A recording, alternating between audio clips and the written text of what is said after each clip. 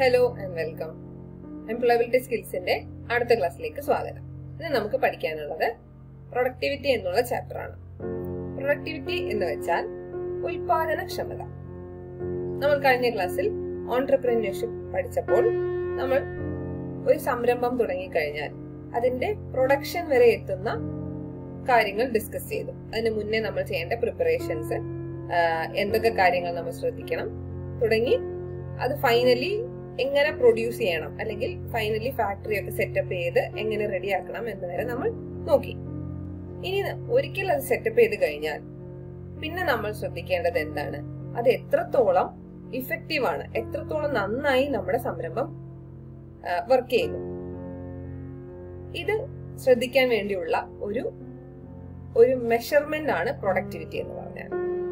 ഈ ചാപ്റ്ററിൽ നമുക്ക് വിവിധ തരത്തിലുള്ള മെഷർമെന്റ്സ് ആണ്, അതായത് നമ്മുടെ ഒരു സംരംഭം അല്ലെങ്കിൽ നമ്മൾ വർക്ക് ചെയ്യുന്ന, നമ്മൾ ജോലി എടുക്കുന്ന ഒരു സ്ഥാപനം എത്രത്തോളം പ്രൊഡക്റ്റീവ് ആണ്, അല്ലെങ്കിൽ നമ്മൾ തന്നെ എത്രത്തോളം പ്രൊഡക്ടിവിറ്റി കാത്തു സൂക്ഷിക്കുന്നുണ്ട് എന്ന് നമ്മളെ മനസ്സിലാക്കാനാണ് ഇവിടെ നമ്മൾ ശ്രമിക്കുന്നത്. ഓക്കെ, എന്താണ് പ്രൊഡക്ടിവിറ്റിയുടെ ഡെഫിനിഷൻ? സിംപ്ലി പറഞ്ഞു കഴിഞ്ഞാൽ ഇത് ഒരു റേഷ്യോ ആണ്, അതായത് number of output produced four A single unit of input. ഒരു ഇൻപുട്ട് കൊടുത്തു കഴിഞ്ഞാൽ എത്ര ഔട്ട്പുട്ട് കിട്ടും എന്നുള്ള ഒരു റേഷ്യോനെയാണ് നമ്മൾ പ്രൊഡക്ടിവിറ്റി എന്ന് വിളിക്കുന്നത്. അപ്പോ P is equal to output by input. അപ്പൊ ഈ റേഷ്യോ കണ്ടാൽ തന്നെ നമുക്ക് മനസ്സിലാക്കാം, ഈ മുകളിലത്തെ സംഖ്യ, അതായത് ന്യൂമറേറ്റർ കൂടിക്കഴിഞ്ഞാൽ എന്തായാലും പ്രൊഡക്ടിവിറ്റി കൂടും, അതേപോലെ ഡിനോമിനേറ്റർ കുറഞ്ഞു കഴിഞ്ഞാലും പ്രൊഡക്ടിവിറ്റി കൂടും. ഈ കാര്യം നിങ്ങൾ മനസ്സിലാക്കി വെക്കണം. ഔട്ട്പുട്ട് കൂടിയാൽ, ഇൻപുട്ട് സെയിം ആയിട്ട് കീപ്പ് ചെയ്ത് ഔട്ട്പുട്ട് കൂടിയാലും പ്രൊഡക്ടിവിറ്റി കൂടും, ഔട്ട്പുട്ട് സെയിം ആയിട്ട് കീപ്പ് ചെയ്ത് ഇൻപുട്ട് കുറച്ചാലും പ്രൊഡക്ടിവിറ്റി കൂടും. ഓക്കെ, എന്താണ് ഇതിന്റെ അർത്ഥം? നമ്മളൊരു ഫാക്ടറി, അല്ലെങ്കിൽ ഒരു എക്സാമ്പിൾ എടുക്കാം, നമ്മളൊരു തേയില ഉൽപ്പാദിപ്പിക്കുന്ന ഫാക്ടറിയാണ് സെറ്റപ്പ് ചെയ്തതെന്ന് വിചാരിക്കാം. അങ്ങനെയാണെങ്കിൽ അതിലേക്ക് പോകുന്ന റിസോഴ്സസ് എന്തൊക്കെയാണ്? Ratio between the amount produce and the amount of resources എന്നാണ്. എന്തൊക്കെയാണ് റിസോഴ്സസ്? നമുക്ക് ആ ഫാക്ടറി സെറ്റപ്പ് ചെയ്യാനായിട്ട് ലാൻഡ് വേണം, മെറ്റീരിയൽസ് വേണം. എന്താണ് മെറ്റീരിയൽസ്? ഇലകളാണ്, തേയിലകളാണ് അതിലേക്കുള്ള മെറ്റീരിയൽസ്, റോ മെറ്റീരിയൽസ്. പിന്നെ പ്ലാന്റ്, മെഷീൻസ് ആൻഡ് ടൂൾസ് വേണം. ഇതൊക്കെ ചെയ്യാനായിട്ട്, ഇലകൾ ഉണക്കണം, പൊടിക്കണം, ഇതെല്ലാം ചെയ്യാനായിട്ട് പ്ലാന്റ്, മെഷീൻസ് ആൻഡ് ടൂൾസ് വേണം. പിന്നെയോ ഇത് ചെയ്യാനായിട്ട് ആൾക്കാർ വേണം. ഇതെല്ലാം ചേരുന്നതിനെയാണ് റിസോഴ്സസ് എന്ന് പറയുന്നത്, അല്ലെങ്കിൽ റോ മെറ്റീരിയൽസ് എന്ന് പറയുന്നത്. ഇതെല്ലാം ചേർന്നിട്ടാണ് ഔട്ട്പുട്ട് ഉണ്ടാകുന്നത്. അപ്പൊ ഹയർ പ്രൊഡക്ടിവിറ്റി വേണമെങ്കിൽ എന്ത് വേണം? സെയിം ഔട്ട്പുട്ട് ഉണ്ടാക്കണം, എന്നിട്ട് ഇൻപുട്ടിനെ കുറയ്ക്കണം, അല്ലെ? അപ്പൊ കുറവ് റോ മെറ്റീരിയൽസ് ഉപയോഗിച്ചിട്ട് സെയിം ഔട്ട്പുട്ട് ഉണ്ടാക്കാനാണ് നമ്മൾ പ്രൊഡക്ടിവിറ്റി കൂട്ടാൻ ശ്രമിക്കുന്നത്. ഓക്കെ, ഇനി പ്രൊഡക്ടിവിറ്റി എന്ന് പറഞ്ഞാൽ ഒരു സ്ഥാപനത്തിന്റെ അല്ലെങ്കിൽ ഒരു ആൾക്കാരുടെ എഫിഷ്യൻസി മാത്രം അളക്കാനുള്ളതാണ്. ഒരു രാജ്യത്തിന്റെ എഫിഷ്യൻസി അളക്കുന്നത് എന്ത് വെച്ചിട്ടാണ്? It is called GDP or Gross Domestic Product. എന്ന് വെച്ചാൽ it is a monetary value of all the finished goods and services.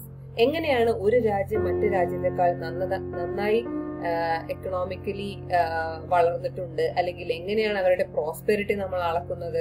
നമുക്ക് സബ്ജക്റ്റീവായിട്ട് അളന്നു കഴിഞ്ഞാൽ തീരെ മനസ്സിലാവില്ല. അതുകൊണ്ട് നമ്മൾ എക്കണോമിസ്റ്റും സയന്റിസ്റ്റും ഒക്കെ ചേർന്നുണ്ടാക്കിയ ഒരു ടേം ആണ് ഗ്രോസ് ഡൊമസ്റ്റിക് പ്രോഡക്റ്റ് എന്ന് പറയുന്നത്. ഇതെങ്ങനെയാണ് കാൽക്കുലേറ്റ് ചെയ്യുന്നത് വെച്ചാൽ, ആനുവൽ ബേസിസിൽ എത്രത്തോളം ഗുഡ്സ് ആൻഡ് സർവീസസ് ഒരു കൺട്രിയിൽ ഉണ്ടാക്കുന്നുണ്ട്, അതിന്റെ വാല്യൂ ആണ് GDP എന്ന് പറഞ്ഞു കഴിഞ്ഞാൽ. GDP എങ്ങനെ കാൽക്കുലേറ്റ് ചെയ്യും? C+G+I+NX. എന്തൊക്കെയാണ് ഇത്? C എന്ന് പറഞ്ഞു കഴിഞ്ഞാൽ all private consumption or consumer spending in the Nations economy. അതായത് നമ്മളെല്ലാം കൺസ്യൂമേഴ്സ് ആണ്. നമ്മൾ ചിലവാക്കുന്ന ഓരോ എമൗണ്ടും, എല്ലാ ട്രാൻസാക്ഷൻസിന്റെയും, അല്ലെങ്കിൽ ഓരോ പ്രോഡക്റ്റ് നമ്മൾ കൺസ്യൂം ചെയ്യുമ്പോഴും ആ പ്രോഡക്റ്റിന്റെ വാല്യൂ, ഇതെല്ലാം ചേർന്നതാണ് C എന്ന് പറയുന്നത്, കൺസ്യൂമർ സ്പെൻഡിങ്. G എന്ന് പറഞ്ഞാൽ ഗവൺമെന്റ് സ്പെൻഡിങ്, അതായത് ഗവൺമെന്റ് ഓരോരോ പബ്ലിക് പ്രോജക്ട്സിന് വേണ്ടി ചിലവാക്കുന്ന തുകകൾ, റോഡ് ബിൽഡിംഗ്, ഡാം ബിൽഡിംഗ്, ഇതെല്ലാം അതിൽ വരും. I എന്ന് പറഞ്ഞു കഴിഞ്ഞാൽ ബിസിനസ്സസ് അവരുടെ ബിസിനസിന് വേണ്ടി സ്പെൻഡ് ചെയ്യുന്ന ക്യാപിറ്റൽ മണി, അവരുടെ ഇൻവെസ്റ്റ്മെന്റ്, ഇനീഷ്യൽ ഇൻവെസ്റ്റ്മെന്റിനെയാണ് I എന്ന് ഉദ്ദേശിക്കുന്നത്. ആൻഡ് ലാസ്റ്റ് വൺ NX എന്ന് പറഞ്ഞു കഴിഞ്ഞാൽ നെറ്റ് എക്സ്പോർട്ട്, അതായത് നമ്മൾ ഇവിടുന്ന് പുറത്തേക്ക് അയക്കുന്ന സാധനങ്ങളെയാണ് എക്സ്പോർട്ട് എന്ന് വിളിക്കുന്നത്. നമ്മൾ പുറത്തുള്ള രാജ്യങ്ങളിൽ നിന്നും വാങ്ങുന്നതിനെ ഇമ്പോർട്ട് എന്ന് വിളിക്കും. അപ്പൊ total export value minus total import value ആണ് നെറ്റ് എക്സ്പോർട്ട്. ഈ നാലിന്റെയും സമ്മാണ് നമുക്ക് GDP കിട്ടുന്നത്. ഇപ്പൊ ഇന്ത്യ പോലെയുള്ള ഒരു രാജ്യത്തിന്റെ GDP എന്ന് പറഞ്ഞു കഴിഞ്ഞാൽ അതൊരു വളർച്ചയുടെ നിരക്കിലായിരുന്നു ഉണ്ടായിരുന്നത്. അപ്പോ ഇപ്പോ കൊറോണ കാലമായതുകൊണ്ട് ഡെഫിനറ്റ്ലി അതിൽ ഇമ്പാക്ട് വന്നിട്ടുണ്ട്. ബട്ട് GDP 2018 സർവേ അല്ലെങ്കിൽ ലേറ്റസ്റ്റ് സർവേ പ്രകാരം $3.2 ട്രില്യൺ ആണ്. അമേരിക്കൻ ഡോളേഴ്സിലാണ് നമ്മൾ എല്ലാ മെഷർമെന്റ്സും എടുക്കുന്നത്. ബിക്കോസ് എല്ലാ രാജ്യങ്ങളെയും കമ്പയർ ചെയ്യണമെങ്കിൽ സെയിം കറൻസി ആണെങ്കിലേ പറ്റുള്ളൂ. അപ്പൊ അമേരിക്കൻ സ്റ്റാൻഡേർഡ് ആയ ഡോളേഴ്സ് ആണ് യൂസ് ചെയ്യുന്നത്. ഇനി അടുത്തത് നമുക്ക് പഠിക്കാനുള്ളത് പെർ ക്യാപിറ്റ ഇൻകം എന്ന് പറഞ്ഞ സാധനം. ഇപ്പൊ നമ്മൾ പഠിച്ചത് ടോട്ടൽ ഒരു രാജ്യത്തിന്റെ ആസ്തി, അതിനെയാണ് നമ്മൾ GDP എന്ന് വിളിക്കുന്നത്. എന്നാൽ അതിലെ ഓരോ ഇൻഡിവിജ്വലിന്റെയും ആസ്തി, ഓരോ സിറ്റിസന്റെയും ആസ്തി അളക്കുന്നതിനാണ് നമ്മൾ പെർ ക്യാപിറ്റ ഇൻകം എന്ന് വിളിക്കുന്നത്. അത് ഇവിടെ തന്നെ കാണിച്ചിട്ടുണ്ട്. Real GDP divided by total population. അതായത് ടോട്ടൽ ഒരു കൺട്രിയുടെ ആസ്തി ഡിവൈഡഡ് ബൈ ടോട്ടൽ പോപ്പുലേഷൻ ചെയ്ത് കഴിഞ്ഞാൽ ഒരാളുടെ ആസ്തി നമുക്ക് കിട്ടും, അല്ലെ? അത്രയേ ഉള്ളൂ. അതായത് GDP per capita income is equal to GDP in any common currency. അതായത് യൂഷ്വലി US ഡോളേഴ്സിലാണ്. അപ്പൊ GDP in US dollars divided by the total number of people in the country, അതായത് പോപ്പുലേഷൻ. ഇത്രയും ചെയ്ത് കഴിഞ്ഞാൽ നമുക്ക് പെർ ക്യാപിറ്റ ഇൻകം കിട്ടും. ഇന്ത്യയുടെ പെർ ക്യാപിറ്റ ഇൻകം ഏകദേശം 1,35,000 ആണ്. ഇത് പെർ ഇയർ ആണ്. അതായത് ഒരു ആവറേജ് ഇന്ത്യക്കാരൻ ഒരു വർഷം 1,35,000 രൂപ സമ്പാദിക്കുന്നുണ്ട് എന്നാണ് ഇതിൽ നിന്നും നമുക്ക് മനസ്സിലാവുന്നത്. എന്ന് വെച്ചാൽ ഏകദേശം മന്ത്ലി 11,000 റുപ്പീസ്. എന്താണ് അതിന്റെ പ്രോബ്ലം? ഇതിന്റെ പ്രോബ്ലം എന്തെന്ന് വെച്ചാൽ ഇത് ഈക്വലി സ്പ്രെഡ് അല്ല. ഇത് ധനികർക്ക് കൂടുതലും പാവപ്പെട്ടവർക്ക് കുറവുമായിരിക്കും. അപ്പോ നമ്മൾ നോക്കുമ്പോൾ ടോട്ടലി ഭയങ്കര ഷിഫ്റ്റ് ഉണ്ടാകും. ഒരു കൂട്ടർക്ക് കൂടുതലും ഒരു കൂട്ടർക്ക് കുറവായിരിക്കും. എങ്കിലും ആവറേജ് എമൗണ്ട് ഇതാണ്. അപ്പൊ ടോട്ടൽ ഒരു കൺട്രിയുടെ കാര്യം പറയുമ്പോൾ നമ്മൾ പെർ ക്യാപിറ്റ ഇൻകം വെച്ചാണ് അളക്കുന്നത്. ഇനി GDP കൂടണമെങ്കിൽ എന്ത് വേണം? GDP മെല്ലെയാണ് കൂടുന്നതെന്ന് വിചാരിക്കുക. ഇന്ത്യയുടെ ഉൽപാദനം വളരെ കുറഞ്ഞ രീതിയിലാണ് പ്രോഗ്രസ് ചെയ്യുന്നത്. എന്നാൽ അതേസമയം പോപ്പുലേഷൻ വളരെ കൂടുതൽ സ്പീഡിൽ ഇൻക്രീസ് ചെയ്യുന്നുവെങ്കിൽ എന്താണ് സംഭവിക്കുക? നോക്കൂ, ഡിനോമിനേറ്റർ പെട്ടെന്ന് കൂടുക, എന്നാൽ ന്യൂമറേറ്റർ അത്രയധികം കൂടുന്നില്ല. എങ്കിൽ എന്ത് പറ്റും? ഈ total per capita income definitely കുറയും. അത് പെർ ക്യാപിറ്റ ഇൻകം കുറഞ്ഞു കഴിഞ്ഞാൽ എന്ത് സംഭവിക്കും? ഇപ്പൊ തന്നെ ആകെ 11,000 റുപ്പീസ് ആണ്. 11,000 രൂപയാണ് പെർ മന്ത് നമുക്ക് പെർ ക്യാപിറ്റ ഇൻകം ആയിട്ട് കാണിക്കുന്നത്. അത് വീണ്ടും കുറഞ്ഞാൽ എന്ത് പറ്റും? വീണ്ടും നമ്മുടെ കൺട്രിയുടെ ഗ്രോത്തിനെ അത് ബാധിക്കും. Standard of living of the country will reduce. അപ്പോ major way of increasing the standard of living of a country is to control the population growth rate.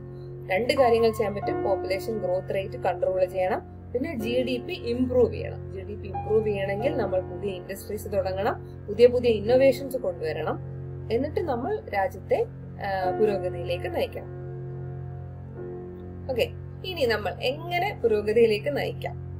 ഓരോരുത്തരും വിചാരിച്ചാൽ സാധിക്കാവുന്നതേ ഉള്ളൂ. അതായത് പ്രൊഡക്ടിവിറ്റി എന്ന് നേരത്തെ നമ്മൾ പറഞ്ഞു. പ്രൊഡക്ടിവിറ്റി ഓരോ ഇൻഡിവിജ്വലിനുമാണ് ഉള്ളത്. ഓരോ കമ്പനിക്കും ഇൻഡിവിജ്വലിനും ഓരോരുത്തർക്കും ഉള്ളതാണ് പ്രൊഡക്ടിവിറ്റി.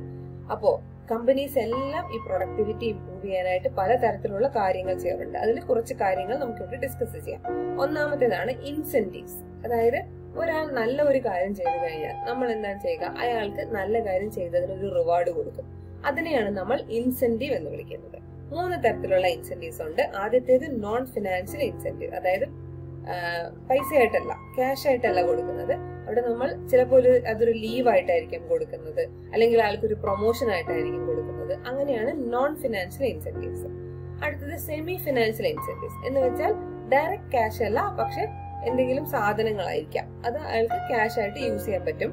അല്ലെങ്കിൽ ചിലപ്പോൾ കമ്പനിയുടെ ബോണ്ട് ആയിരിക്കാം, അല്ലെങ്കിൽ കമ്പനിയുടെ ഷെയർ ആയിരിക്കാം. അതൊക്കെ സെമി ഫിനാൻഷ്യൽ ആണ്. അതേപോലെ ഫിനാൻഷ്യൽ, അതായത് ഡയറക്റ്റ് വേജ് ഇൻസെന്റീവ്സ്, ഡയറക്റ്റ് സാലറിയുടെ കൂടെ കൊടുക്കുന്ന ഇൻസെന്റീവ് ആയിട്ട്. അതായത് അയാൾ പ്രത്യേകിച്ച് എന്തെങ്കിലും നല്ല കാര്യങ്ങൾ ചെയ്തെങ്കിൽ അയാൾക്ക് എക്സ്ട്രാ ഇൻസെന്റീവ് ആയിട്ട് കൊടുക്കും. ഇനി എന്തിനൊക്കെയാണ് ഈ ഇൻസെന്റീവ്സ് യൂസ് ചെയ്യുന്നത്? ഡെഫിനറ്റ്ലി അവരുടെ മോട്ടിവേഷൻ കൂട്ടാനും, ഔട്ട്പുട്ട് ഹയർ ആക്കാൻ, ക്വാളിറ്റി ഇംപ്രൂവ് ചെയ്യാൻ, വേസ്റ്റ് റെഡ്യൂസ് ചെയ്യാൻ, പിന്നെ പ്ലാന്റ് യൂട്ടിലൈസേഷൻ ഹൈ ആക്കാൻ, കോസ്റ്റ് ഓഫ് പ്രൊഡക്ഷൻ കുറയ്ക്കാൻ, and then higher earnings of the worker. വർക്കറിനും ലാഭമാണ്, കമ്പനിക്കും ലാഭമാണ് ഇങ്ങനത്തെ ഇൻസെന്റീവ് സ്കീംസ് ഉണ്ടെങ്കിൽ. ഇനി വേറെ എന്തൊക്കെ തരത്തിലുള്ള ബോണസുകളാണ് ഉള്ളതെന്ന് നോക്കാം. പ്രൊഡക്ഷൻ ലിങ്ക്ഡ് ബോണസ് എന്നുള്ള ഒരു കോൺസെപ്റ്റ് ഉണ്ട്. പ്രൊഡക്ഷൻ ലിങ്ക്ഡ് ബോണസ് എന്ന് വെച്ച് കഴിഞ്ഞാൽ എത്രത്തോളം ഒരു എംപ്ലോയി അല്ലെങ്കിൽ ഒരു യൂണിറ്റ്, ചിലപ്പോൾ അതൊരു ഡിപ്പാർട്ട്മെന്റ് ആയിരിക്കും, ആ ഒരു ഡിപ്പാർട്ട്മെന്റ് എത്രത്തോളം പ്രൊഡ്യൂസ് ചെയ്യുന്നോ അതനുസരിച്ച് അവർക്ക് ബോണസ് കൊടുക്കുന്നതിനെയാണ് പ്രൊഡക്ഷൻ ലിങ്ക്ഡ് ബോണസ് എന്ന് പറയുന്നത്. രണ്ട് തരത്തിലുണ്ട്. ഒന്ന് പീസ് റേറ്റും ഒന്ന് ടൈം റേറ്റും. പീസ് റേറ്റ് എന്ന് പറഞ്ഞു കഴിഞ്ഞാൽ ഒരു ഐറ്റം ഉണ്ടാക്കിയാൽ അയാൾക്ക് ഇത്രയും പൈസ, അങ്ങനെയാണെങ്കിൽ 10 ഐറ്റം ഉണ്ടാക്കിയാൽ 10 ഇൻറ്റു ആ എമൗണ്ട്. ടൈം റേറ്റ് എന്ന് പറഞ്ഞാൽ ഇത്ര എമൗണ്ട് ഓഫ് ടൈം വർക്ക് ചെയ്താൽ ഇത്രയും പൈസ, കൂടുതൽ ടൈം വർക്ക് ചെയ്താൽ കൂടുതൽ പൈസ എന്നുള്ളതാണ് ഈ രണ്ട് കോൺസെപ്റ്റ്. ഇനി പ്രൊഡക്ഷൻ എന്ന് പറഞ്ഞാൽ എന്താണെന്ന് അറിയാമല്ലോ. ഒരു കമ്പനി അല്ലെങ്കിൽ ഒരു സംരംഭം ഉപയോഗിച്ച് നമ്മൾ റോ മെറ്റീരിയൽസിനെ കൺവേർട്ട് ചെയ്ത് ഒരു ഫൈനൽ പ്രൊഡക്റ്റ് ആക്കുന്ന ഒരു പ്രോസസ്സിനെയാണ് പ്രൊഡക്ഷൻ എന്ന് വിളിക്കുന്നത്. ഒരു എക്സാമ്പിൾ കാണിക്കാം. റേറ്റ് പെർ പീസ് 10 രൂപയാണെന്ന് വിചാരിക്കുക. അങ്ങനെയാണെങ്കിൽ ഒരാൾ 100 പീസസ് പ്രൊഡ്യൂസ് ചെയ്ത് കഴിഞ്ഞാൽ അയാൾക്ക് കിട്ടുന്ന എമൗണ്ട് എത്രയായിരിക്കും? 100 × 10 1000 രൂപയായിരിക്കും. ഇതാണ് സ്ട്രേറ്റ് പീസ് വർക്ക് സിസ്റ്റം. അപ്പോൾ അയാൾ കൂടുതൽ പീസസ് ഉണ്ടാക്കിയാൽ അയാൾക്ക് കൂടുതൽ പൈസ കിട്ടുകയും ചെയ്യും. അപ്പൊ ഇതൊരു തരത്തിലുള്ള ബോണസ് ആണ്. അയാൾക്ക് കൂടുതൽ ഉണ്ടാക്കാനുള്ള മോട്ടിവേഷൻ കിട്ടുന്നു. സാധാരണ മന്ത്ലി സാലറി ഫിക്സ്ഡ് ആയിട്ട് കൊടുക്കുന്നതിലും ഉചിതമായ പ്രൊഡക്ടിവിറ്റി കൂട്ടാനായിട്ട് ഉചിതമായ ഒരു മെത്തേഡാണ് പ്രൊഡക്ഷൻ ലിങ്ക്ഡ് ബോണസ് എന്നുള്ളത്. ഇനി പ്രൊഡക്ഷൻ ലിങ്ക്ഡ് ബോണസിൽ തന്നെ റോവൻ സിസ്റ്റം എന്നൊരു സിസ്റ്റം ഉണ്ട്.